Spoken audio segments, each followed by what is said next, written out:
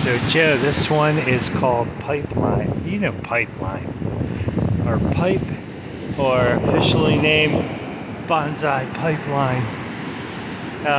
Today, even though there's huge swell, there's not too many guys here. This is not actually one of the better spots right now.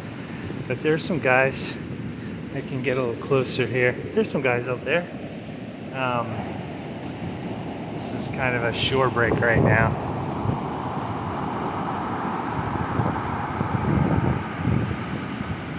There you go.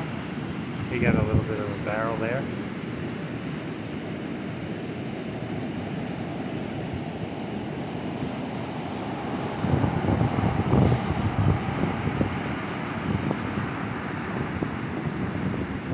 Here's my view. Going west, going east. That's where I just was down there where those big waves are, Sunset. And I'm heading up there to Waimea Bay. So I think I can get close to those.